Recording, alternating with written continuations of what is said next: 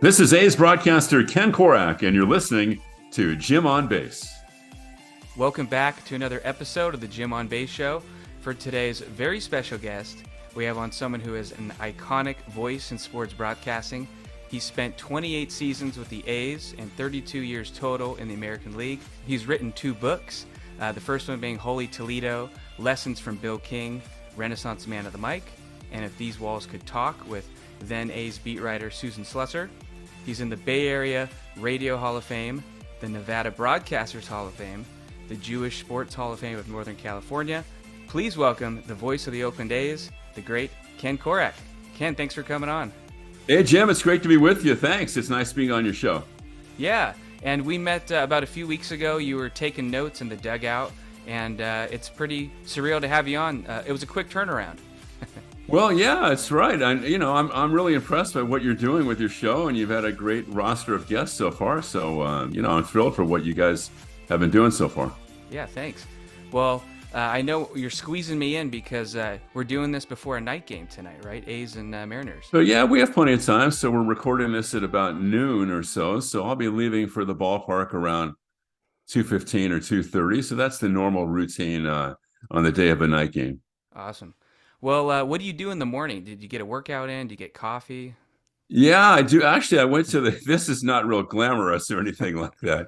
I went to my dermatologist today and got a bunch of stuff burned off my face. So she's great, but it wasn't the most enjoyable or relaxing mornings you could have. And my routine is a little different on the road than it is at home. On the road, the first thing I do when I get up in the hotel room is do my homework and get ready for the broadcast that way. I do most of that when I get to the ballpark because I get there pretty early while the team is at home. So that's kind of the thing. And I go to the gym pretty much every day or take a walk or do something like that. And so that's kind of a glimpse at it. Well, I was trying to figure out the dates initially, when to have you on, and I was looking at the A's schedule, and I remember there was an off day in Anaheim. So I was wondering, what do you do when you have an off day on the road? Do you still go to the game, or? Well, I had a day off when the team came back. So I took this past Friday off while the team was at home. Okay. The first game of the series against the Reds over the weekend. And we had a day off in Texas where the team had a full day off on the last trip on the Thursday before they began that series on a Friday night. So it's a good time to kind of catch up on things, I guess. And like anybody else, I love to go play golf. So that's kind of an automatic for me as far as that. And then we had a scheduled day off for the whole club on Monday, this past Monday before the Seattle series, a couple of days ago as we're recording this. And so I got a bunch of guys out to play golf, like the legendary Shooty Babbitt and my broadcast partner, Vince Catronio and Chris Townsend of A's pre and post game and A's cast fame. So we had a nice day playing golf. Who's the best one out of the group, though? Is it you or? Well, I don't know. That's probably I would leave that for them to give you the correct answer on that. But Well, I've been known to play halfway decent. Nice. Well, speaking of playing halfway decent, I was able to interview Mike Andretti the other day, and as you know, he's from the Monterey, Pebble Beach area. So have you guys hit the course ever? Or? We played in we played in Phoenix at the end of spring training. Actually, the last day that I was down there, we played with a couple of members of the A's front office, and the four of us had a great day playing. And that was the last day. It was on a Monday before I came back up here to get ready for the Bay Bridge series. So, Mike and I go back over 30 years. Now I'm dating myself a little bit, but I broadcast his games. My first gig doing AAA baseball on the radio was in Phoenix in 1986 and 87. And Mike played for us in 87, I think. Giants farm team. He had come out of Stanford and working his way up through the Giants system before he had a nice career in the big leagues. So we've known each other for 36 years now, I guess. Wow. Well, your wife's name is Denise, right? So That is correct. How long have you been married, and how'd you meet? We got married in 1988. And we met in San Jose, Jim, when I was broadcasting San Jose State football and basketball, which is, I started doing that I got hired in 1985. And she was working in the athletic department down there at San Jose State. Oh, okay. And so we met then, and then we got married in 88. Wow. Now, Yeah. does she tune into the games, or does she get enough of you at home? I think she probably gets enough of me at home, and being away. I think that we've been married for all these years, but maybe it's almost half the time because I've traveled so much, Yeah. and that might be one reason we've been married for over 35 years. Yeah, it works. Well, right about it's 30, 35 is coming up in 35 will be coming up in August for us, right? Wow. Have you Yeah. planned anything yet, or are you still working on it? Not yet, but yeah, it's a good reminder. So Yeah. thanks. I need those reminders for Yeah. sure. And you have a daughter, Emily, too, right? So was she into That's right. sports growing up, or did she kind of stay away from Well, she that? kind of had to be in a way because my wife has always worked in sports and she still does now. So I'm not sure Emily had much of a choice. Yeah, she's a fan. She's been to a lot of the A's games and playoff games over the years, but I wouldn't say that sports would be her number one passion. Let's put it that way. Yeah. Well, do you have any grandkids yet, or is that I still hope to have at some point. okay? Emily would say, "Don't rush us." No, so no Yeah, grandkids yet. gotcha. Well, I was curious because when I was talking the other day, I think you said you live in Las Vegas, but then you obviously live in the Bay Area when the season's going on, and then when spring training's happening, you have to be somewhere. So, what's kind of your routine through the year? Well, that's a good question. I used to do for years. I did football and basketball too, so I was traveling almost the whole year. We're lucky, my wife is from San Jose, and we got married in San Jose. And I moved up here in 1980 up to Sonoma County. And we both have family up here. So this is really like home for us. So I'm very fortunate to be able to work for the A's and do games at a place that both of us call home. We have a place in Las Vegas. It's our primary home. But honestly, I'm not, I'm only there about 4 months out of the year, 4 or 5 months, because I spent a decent amount of time in the Bay Area in the off season, maybe about a month or so over about 2 or 3 different stretches. And then it's almost a month in Phoenix. So that's the life that I've chosen, but I've never been able to really live in one place for like a whole year at a time. That's happened very rarely in my life, but it's Wow. okay. It's been good. I've been really fortunate. Yeah. Well, since you are always traveling, what kind of hobbies do you have? Do you like to travel? Are you into music? Who are you away from baseball and sports? Well, I love to read. And like you said, I wrote the Bill King book like at 30,000 feet. And the flight attendants on the A's flights, because they've been with us for so many years now, they remember that I'd get on the plane after a night game or even a day game and just sit in the back of the plane and open up my laptop and start writing. So writing has been a great passion of mine. And you mentioned that you kind of mentioned those 2 books. I've got a couple that I've like written halfway through and Mm. stopped writing. So I'm always kind of writing something, I think. And I studied Spanish this last off season. Okay. I was pretty dedicated to it, but there just hasn't been enough time during the season, and it's hard. So it's hard not to Yeah. get frustrated with it. But I'd like to pick it up again because I'd like to at least have a decent feel for it. But I haven't gained a whole lot of ground with that.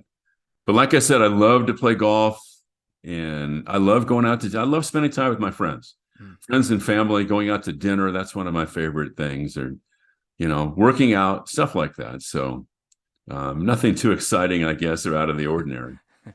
Well, it's funny that you mentioned Spanish because I imagine that would take you kind of far in your role as a broadcaster since so many players, as you know, speak Spanish.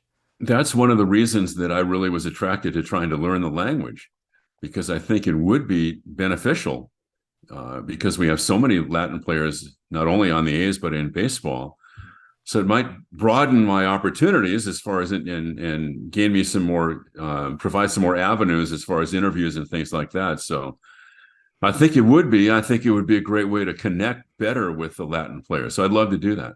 I can get to the library, and that's about it when it comes to Spanish. Yeah, there you go. Well, you grew up in LA, right? So I got to ask, I did. who are your favorite teams and players growing up?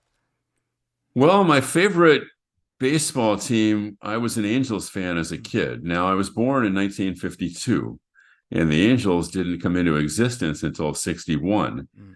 Now, the Dodgers moved to LA from Brooklyn in 58. So my first exposure to Major League Baseball was with the Dodgers at the LA Coliseum, which is where they played beginning in 58 through 61. And Dodger Stadium opened in '62. But I was much we lived a lot closer to Dodger Stadium, so we didn't go to Anaheim very often. But I was much more of an Angels fan than a Dodger fan. Mm. My mom went to UCLA and my dad went to SC. My dad is still alive, parenthetically, is 104. Wow. And we went every Saturday to the Coliseum to watch football, whether it was UCLA, because they'd alternate weekends, basically, whether it was UCLA on a Saturday, SC the next Saturday. We went every weekend for years to watch the, excuse me, the college football. And then college basketball. I was a huge basketball fan. And before Pauley Pavilion was built, SC and UCLA used to play doubleheaders on Fridays and Saturday in the then Pac-8. Wow. And then Pac-10 and Pac-12, of course. So I had a huge exposure from my dad, who was a baseball and basketball coach most of his career. So I was really exposed to sports from a very early age. Did you ever wait around like for autographs or try to meet some of your favorite players growing No, up? I never really did. No, I never did. I wasn't that attracted to that. So no, I mean, Jim Fregosi, the late great Jim Fregosi, the Angels shortstop, was my favorite baseball player. Sandy Koufax, I think, for most of us, the Jewish kids in LA, and my grandmother knew nothing about baseball, but Koufax was one of her heroes. So Koufax was at the top of the list. And then in basketball, Elgin Baylor. I think my overall hero as a kid was Elgin Baylor, the great Laker forward. I tried to wear number 22 as often as I could when I was playing basketball. If I couldn't, I'd try to wear 23 because of Maravich, right? Pistol Pete. Yeah. So, but those were some of my idols when I was a kid. Did you ever get to meet any of those heroes, like as a broadcaster, being on the other side of things? I never met Baylor. I never met Maravich. Fregosi, for sure. I interviewed him when he was managing the Blue Jays. Mm. And that's a trip, when like when your childhood heroes come to life and now you're literally interviewing them. Yeah. But yeah, I've been real fortunate because of, especially with basketball, because I did so many years of college basketball that I had a chance to meet and interview Dr. J and Oscar Robertson, Jerry West, people like that. So yeah, those were great moments for sure. Did you always want to be a broadcaster, or did you have sets on being a player as a kid? I wasn't good enough to be a player. I was a decent high school player, I guess, but it didn't stretch beyond that, Jim. So I always wanted to be a broadcaster from the time I can remember. I had this real fascination with radio. And I grew up at a time when radio was, of course, the dominant medium. So I didn't know whether it was going to be sports. I was real intrigued by doing news or talk shows. My focus has always been sports, but I was like the great newsman of the day, like Walter Cronkite, Mm. was a real idol when I was a kid. So, but it was really like late at night tuning into radio stations and picking up far away from games from far away places like New Mexico and like Albuquerque or Denver and things like that. So getting the Warrior games at night. I mean, my first exposure to Bill King was when I was a kid back in the 60s, and you could hear the Warriors at night, like through the static in my bedroom. And that was another thing, that became really an amazing thing for me, a full circle to grow up listening to Bill and idolizing him and then having the chance to work with him, of course, for 10 years. Yeah, that must have been quite the strong signal. KNBR, 60, 680 Yeah. up and down the West Coast for sure. Yeah. Well, did you have brothers or sisters, or were you the only kid growing up? I'm the only child. Yeah. Okay. What did your parents do for work? Well, my mom was a psychiatric social worker Mm. at Orthopedic Hospital in Los Angeles. Now, she passed away 50 years ago. I was pretty young I Oh, was wow. 21 when she passed away. My dad, like I said, was a baseball and basketball coach in high school and junior college, and then became an administrator at a junior college in Los Angeles, West Los Angeles Junior College. And I mean, he's been retired for almost 45 years. So that's when you're 104, you almost like your retirement years almost catch up to your working years, I think. Yeah, he did it right. He did a lot of things right, I'm sure. Well, I've had John Miller on the show as well, and I remember he mentioned when he was a kid, he played a game Stratomatic and would like announce as it went along in his room. So did you Yeah. announce? Yeah, did you announce? Like, kind of pretend you were announcing games as a Oh, kid? yeah. Yeah. And John, growing up in Hayward, was a big Giants fan, of course, and he's talked about the Stratomatic a lot. I wrote this in the Bill King book that when I would go to those football games with my parents, I don't know if they thought it was oddly kind of strange that I would be quiet during the games because I was broadcasting the games to myself. Hmm. I mean, literally when I was, I don't know, 12, 13 years old, I'd go to those college football games and I would broadcast the games to myself. And then once I got a little older, my mom would set up a card table in my bedroom, and I had a little cassette recorder, and we turned the sound down on the TV, and I would call the games into the cassette recorder. So yeah, and then I forget if it was Stratomatic or which baseball game that I played with my buddies, but yeah, there was a little play. They thought I was really obnoxious, you know. They got tired of my act pretty quickly. Well, did your dad have like a broadcaster voice? Did that run in the He did, family? yeah. In Oh, fact, the only time we're getting way off the rails here. I never went to the Rose Bowl game, but my dad's high school team, he didn't coach the football team. He coached baseball and basketball, but he would do the public address at their oh, games. And one time they played a home game literally at the Rose Bowl. So the only time I ever walked in and watched a game at the Rose Bowl stadium, my dad was doing the PA that night. wow. So yeah, yeah. So it runs in the family. I guess, yeah. I guess so. Yeah. Well, being in LA, one of the first questions that pops up is you obviously listened to Vince Scully growing up, right? Oh yeah, I mean, he's a god to all of us, myself included. There's no question. It starts and ends with Vinny, I think. Really does. Well, did you get to befriend him through the years, or? Yeah, I wouldn't say Jim like befriend him because everybody he's the way Vin is, everybody's his friend. He was Mm, so gracious.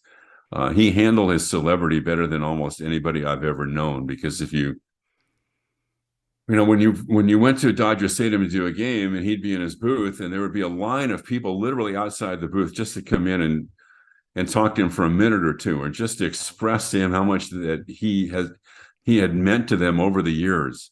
And I was the same way. So I was lucky enough that the advent of interleague 1997 was the first year of interleague play. It was my second year with the A's, and the TV producer at the time, because he knew I'd grown up in LA idolizing Vinny, asked me to interview Vin for the TV pregame show before one of the first games the A's and Dodgers ever played in the regular season. So that was a very nerve-wracking but thrilling experience to have a chance to interview him. And then over the years, we'd converse before games, before the interleague games, and that was always. I can't even describe it as almost like an out of body experience. What it was yeah. like the first couple of times to talk to him, because like this voice that was coming out of my radio for all these years, for decades, was now talking to me, and I was sitting next to him, and he just carried himself with such grace and dignity. I think is the way he conducted himself with people was almost as amazing as his broadcasting, and his broadcasting was at the top of the list. Do you have that first interview you did with him on in a cassette somewhere? I think it may be on a VHS somewhere. I think I'm afraid to go watch it now because I'd be hypercritical. But yeah, I think I've got it on a VHS tape back home somewhere. Well, you mentioned how your dad went to USC, mom went to UCLA, and you went to San Diego State and then went to UCSB, right? So, That's right. Yeah. what made you kind of choose different schools? Well, this is when I was a kid, I always had this thought that I would go to San Diego State and play basketball. I don't know. I never got it out of my head, and I wasn't good enough to play. Uh, Everybody kind of embellishes their abilities and exaggerates when they get older. I might have been like the last man. I don't even think I was that good. Maybe I could have been the last man on the freshman team or something. So I didn't play, but I was also attracted to their athletic programs because with Don Coryell and their football team, they were really good in football, and the journalism program was pretty good. And I became the sports editor of the Daily Aztec while I was there. But it's a point in my life where some things were going on off the field. My mom had off the, beyond the classroom, my mom had passed away, and I just kind of lost some interest in school. And San Diego State, it's a good school. I'm not trying to be to disparage it, but I wanted to go to a place that was a little bit smaller, Mm. maybe a little bit more personal. And I was always attracted to Santa Barbara. So I quit school for a while, Jim, and then Hmm. went back to UCSB for my last 2 years and graduated from there. Oh, okay. When you were younger and in school, did people compliment you on your voice? Like, oh, you should be a broadcaster or anything like that? Yeah, kind of. I don't know. During those times when they weren't put off by me being so obnoxious about like calling games after school, you'd play pickup basketball and I'd be calling the games as we were going up and down the court, right? So I was a nutcase. But yeah, I had a teacher named Rose Gilbert when I was in high school, who's her husband, Sam Gilbert. You could research him. He got involved with John Wooden and the UCLA and recruiting and all that. I don't need to get involved in that story, but she was an incredible English teacher, legendary. Taught English for like 50 or 60 years. And I remember just the only time I can reflect back on trying to answer your question was that I did, and it had a profound impact on me, was that we had a report to do and we had to do it orally. We had to give a speech. I forget what it was about, but we had to give like an oral report. And I got up in front of the classroom and she was very complimentary of that. And that was the first time I kind of thought, maybe I could do this. Well, one of the other things about Santa Barbara that popped out of my head was, have you ever been to the Santa Barbara Bowl for a concert? Because I've never Oh been. yeah, many times. Have you been there? No, I heard it's amazing. It's on my list. Yeah, oh yeah. Many shows there. The Santa Barbara County Bowl. Okay. What kind Yeah. of music are you into? Well, I'm an old guy, so the my first favorites were the Motown groups. Mm, And in fact, the first concert I ever went to was the Temptations and the Four Tops wow. back in the 60s. And then the second big show I think I went to was the Stones, Mm, late 60s at the Forum in LA. wow. Then I was a rock and roll guy. I'm pretty attracted to the San Francisco sound and the LA sound. And, I'm a California kid. So those are my bands. Nice. Well, you must be friends with, is it Michael Zagari, right? The photographer? Michael Zagaris, Oh, the Zagiris. photographer. Yeah. Legendary background in rock and roll for sure. Yeah. Yeah, I got to get down to the Santa Barbara Bowl. But I was curious, what was your goal after graduating? Were you trying, because I think there was a little bit of a gap from when you graduated to Well, you've when, done your homework there, Jim. yeah, I think you graduated in 75 and you got your first job in 1980, right? In Petaluma. That's right. Yeah. I was a bum. No, really. I mean, it's a great question. I really think that I knew that I wanted to get into broadcasting, but I knew it would take complete dedication. I didn't feel like I was ready to give it everything that I had when I finished with college, because I was thinking that once I made the decision to get into it, it was going to be 100%. And I had to be completely focused and totally dedicated to it and prepared for the ups and downs that invariably happen in this business. It's rarely that your career goes along on a straight line. So I did a variety of other things until then. And I was working, but I was waiting for that time when I felt I was ready. And the other thing was that I didn't have anything in the way of an audition tape. So if you're applying for a job, you have to send this. We're back in the days of cassettes. Back then, you have to send a cassette in to try to apply for the job. I didn't even have a cassette. So I actually spent part of that time going around to various venues and trying to record games to have something that I could send to a station. I took one class at a broadcast school in commercial reading and diction. So that was my only real like formal education that I had when it came to broadcasting. Well, how did you get to Petaluma then? Well, I got to Petaluma because a buddy of mine, Kelly Wolf, was the head golf professional at a municipal course up in Santa Rosa, Bennett Valley Golf Course. And he hired me to work for him in the pro shop. And that was a perfect opportunity for me to go to, you can't, like with no experience, you're not going to start in LA or San Francisco. So I thought, okay, this is a great way to get a job, full-time job, but also pursue broadcasting in a smaller market. So that's what happened. I was working for Kelly at Bennett Valley. Had a great time doing it. It was a great job, but it gave me the opportunity to get started in a small market. And as you know, Jim, my first job was in Petaluma in 1980. Wow. Well, you've definitely paid your dues, right? Because you started then. You went to Sonoma State, San Jose State, like you mentioned earlier, UNLV. You were in the PCL league, right, for minor league baseball. Right. Um, and it just made me think of doing some minor league games. And now the A's have Johnny Dosco, and he's paid his dues in Sacramento for 22 years, right? And I think 30 years overall in the minor leagues. So Wow. what a credit to him for his fortitude and just being able to hang with it. And you can't do that unless you love what you do and you love the game. So I give him a tremendous amount of credit for that. Real study and perseverance. And we're thrilled to have him as part of our team. Yeah, and when you think back too on all of those years, does it go by fast? Is it kind of a blink of an eye?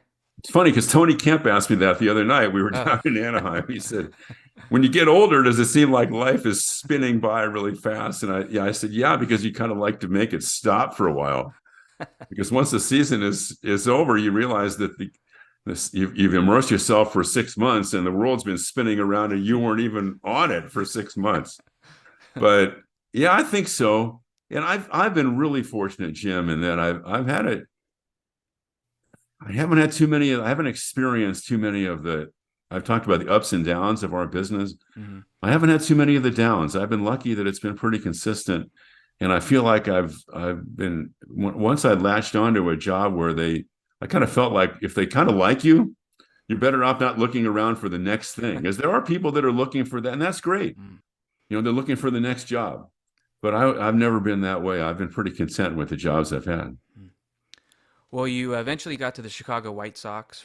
Did you feel Right. ready from that experience to then come to the A's and basically replace Lon Simmons and become part of a power duo, right, with Bill King? Yeah, and the hiring of Bill and Lon in 1981 was the greatest hiring, I think, in the history of Bay Area sports. I think they did more to put the A's on the map and help resurrect the A's franchise back in 81 than obviously the Haas family ownership and Billy Martin, who managed the team in 80 and 81. So yeah, and I think so. I think that the White Sox experience, and I was only working part-time there. Counting spring training, I did about 25 games a year, but it was a good bridge, I think, in my resume. I think it added a little boost, a little validation to my career, a little more credibility. So I think that was a nice little transitional job.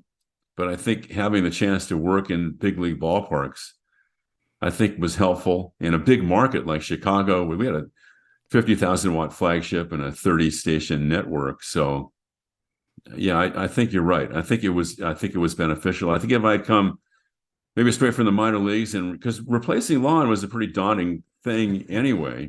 although Bill eased the transition for me amazingly well, that it might have been a little more daunting if I'd gone straight from the minor leagues to the A's, having replaced Lon. hmm Did you know him already, or Did I know Lon? both of them? No, I didn't know. I had met them both through the time when I was with the Sox from 92 through 5 and when they played the A's. But beside that, I can't say that I knew them. Mm, I spent a lot of time with Bill on the phone after I'd been hired. I didn't talk to him before I was hired, although I later learned that he had a little part to play in mhm. at least signing off on. If he didn't think I was any good, they weren't going to hire me. That's for sure. But we spent a ton of time on the phone before we did our first spring training game together. So that was really great. Do you It was remember? magical to spend time on the phone with him. Yeah, I bet. I guess that kind of helps you settle in too, right? Initially. Well, I think I owe all that to Bill because he was the maybe as iconic a figure as has ever worked in the media in the Bay Area. And he Yeah. didn't have to bend over for me. It was up to me to try to make this work. But he never made me feel that way. He always made it feel like we were partners, broadcast partners. He always called me partner, hmm much more than he would call me Ken. And I thought that was a little kind of symbolic in the way that he wanted the relationship to work. So I think he went out of his way to make me feel comfortable when it probably should have been the other way around. Did you ever kind of have an out of body experience in the booth? Like maybe he does a big signature call, and you just think like, is this real life? Like, how's this happening? Oh yeah, if you'd be sitting next to him and you'd be in like the A's would win a game, or there'd be some incredible moment, and he'd yell out, "Holy Toledo!" And I thought, well, that was like a Raider game 30 years ago, right? Something like that, Yeah. you know. So yeah, those moments came back to me a lot. Or you'd flash on Rick Barry and Nate Thurmond or something, and then he would.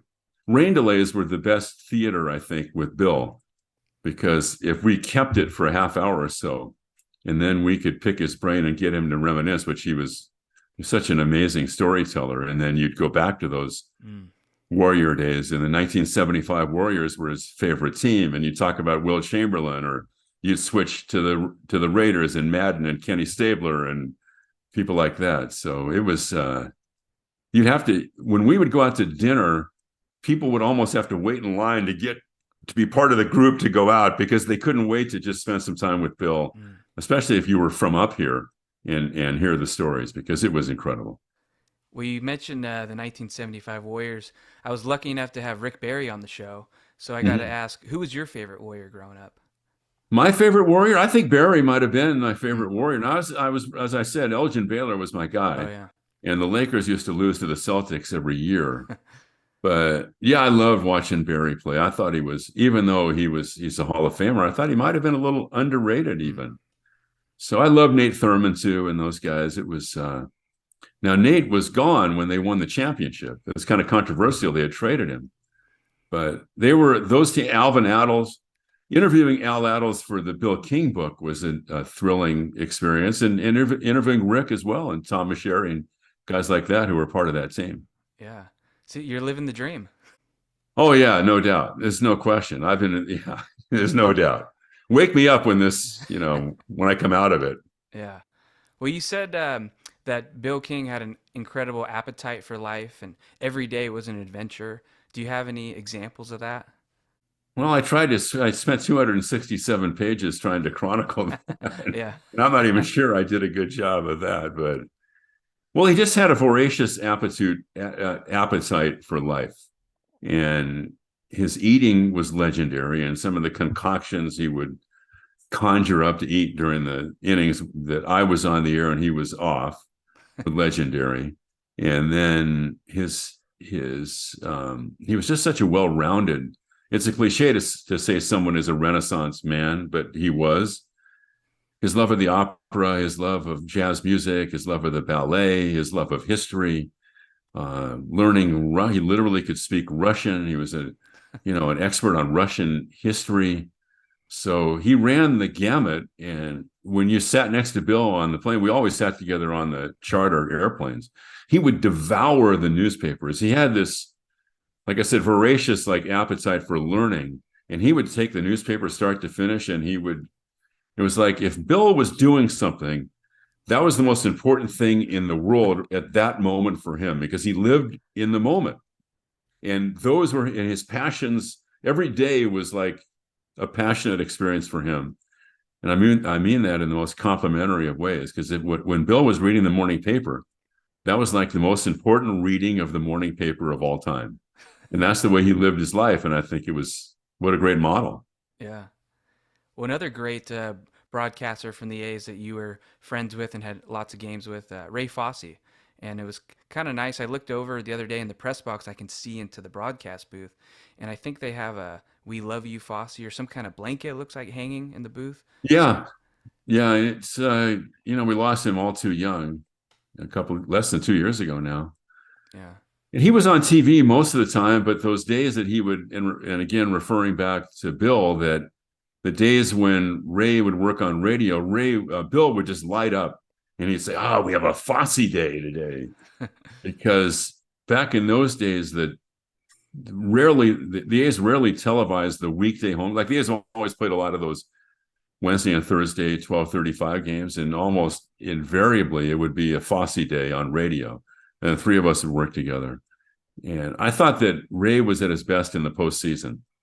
And the opportunity to do postseason games with Ray and Bill and Vince Cafronio now was incredible, because nobody could take you inside the game and the matchups like Ray, because he was so studious when he was catching. He was a cerebral catcher, and he knew the game so well. He had a photographic memory. He didn't rest on his laurels as a former player, as an analyst. He really worked hard at it. He was dedicated, did his homework. He was down in the field talking to people before games. So in so many ways, we miss him. Miss him as a great friend, but on the air, he would light up in the postseason. Well, another great person in the broadcast booth now, and you got to call his perfect game, Dallas Brayton. I got to interview him the other day. I know he's mostly on the TV side, but it's got to be nice having some fire in there too, right? Some passion for sure. Yeah, no doubt. Yeah, we spent a lot of time. We normally we'll have dinner together before a night game or lunch before a day game in the press room. And that was the most thrilling moment I think I've ever had on the air, or the most emotional, the last out of his perfect game. And to have him in the booth, and he's a great resource too. When you have a former pitcher up there, you want to ask a question or two. So he's one of a kind. And, being from Stockton, I think makes it even more special. And the Hollywood story of his perfect game is something that is etched in our memories forever. Yeah, and it makes me think too about like being so lucky in the Bay Area. Currently, you have Kruk and Kipe, John Miller, Dave Fleming, have all the A's broadcasters. Everyone seems to be close. So, how important is broadcast chemistry? Because it's not like that necessarily for every duo out there, right? It's really vital because you're exposed, Jim, if you're doing 162 games. Now, I don't do quite that many anymore, but you're exposed. Mm.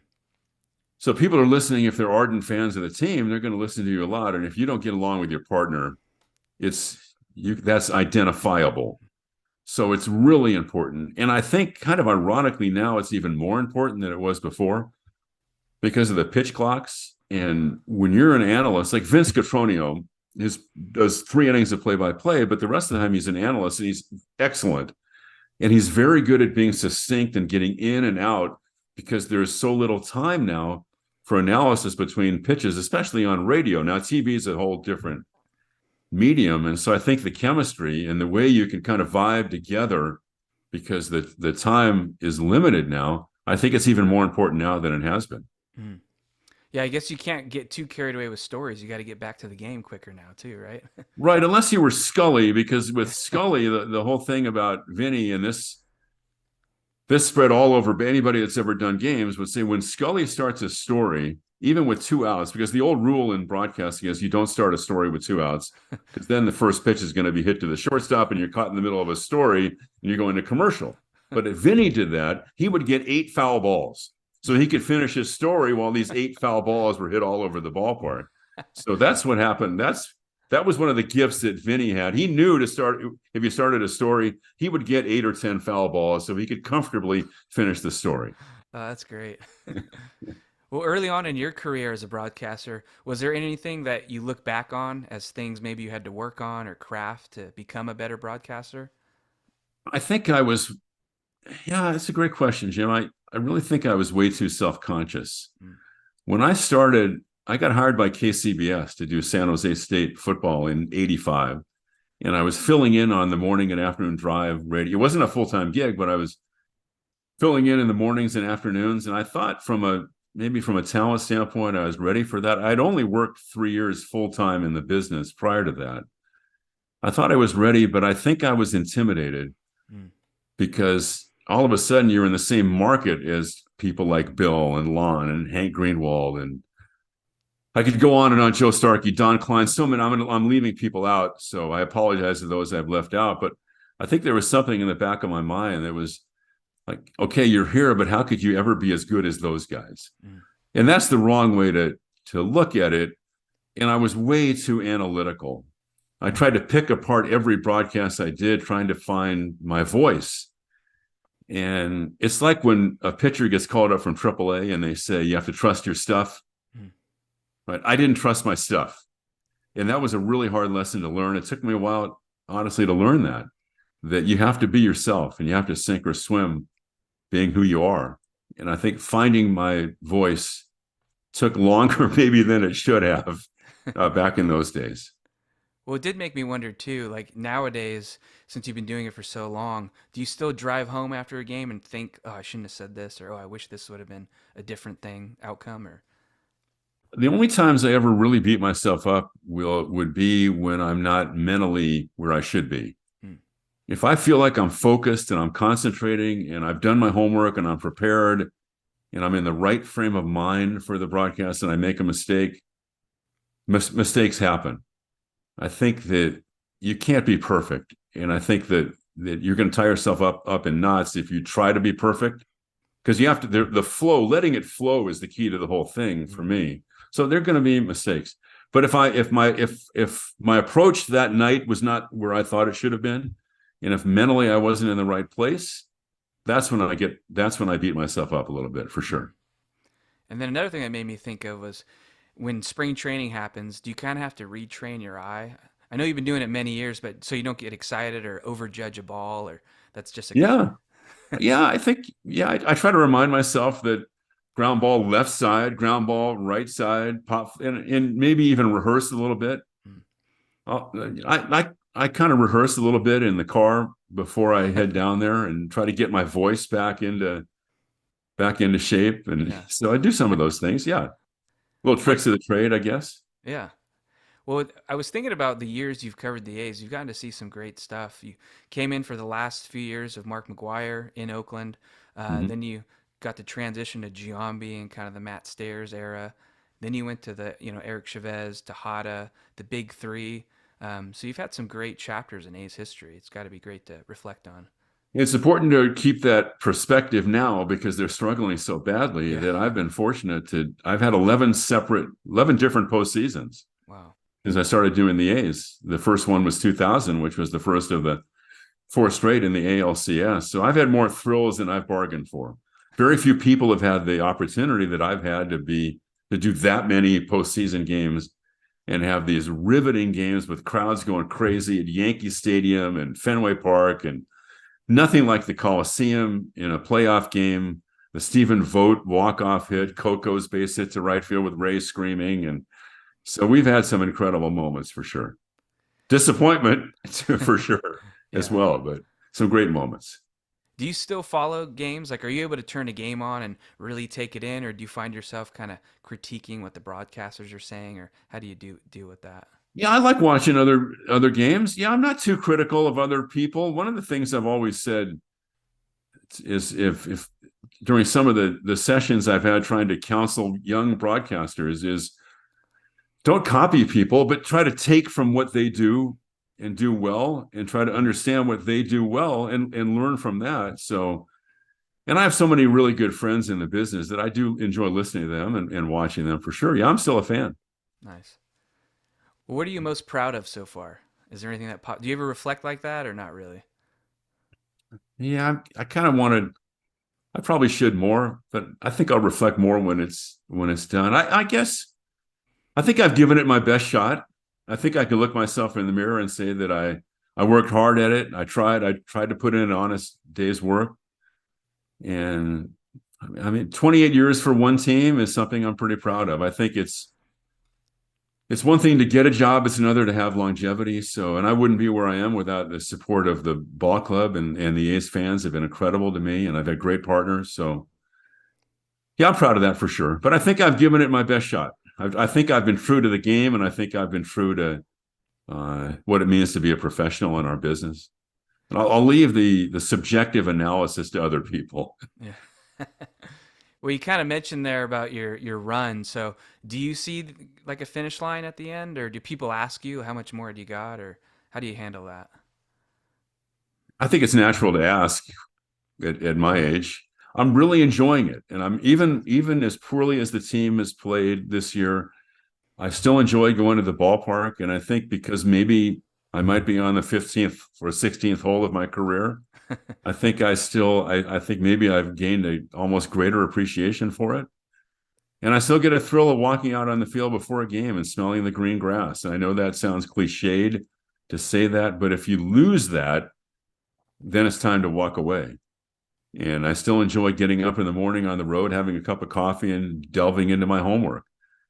I still love doing my homework and preparing. So I told Dave Calvel, I said, if you think I've lost a step, then you better be the first one to let me know. Mm. You know, don't kind of tippy toe around it. Let me know if I've lost a step. I want to know. But so I think I've got a few more years left to answer your question. I really do. Yeah. Well, I know a lot of A's fans are hoping you have many years left. I'm hoping so as well. And I got to say, Ken, it's been great to have you on. Surreal to talk to you. And I look forward to seeing you around the ballpark. That's been great, Jim. I appreciate it. Great job on the questions, by the way. So thanks for having me on your show. Well, one last question, then I'll let you go. What's the agenda now? You're kind of, do you eat something, head to the yard, or what do you do? Well, it's 12 times at 12:45. Yeah. It's pretty close to getting in the shower, putting a cup of coffee on, and getting out of it, getting down there. So it was great fun. Thanks, buddy. All right. I'll see you around. Have a good call buddy. tonight. Thanks, man.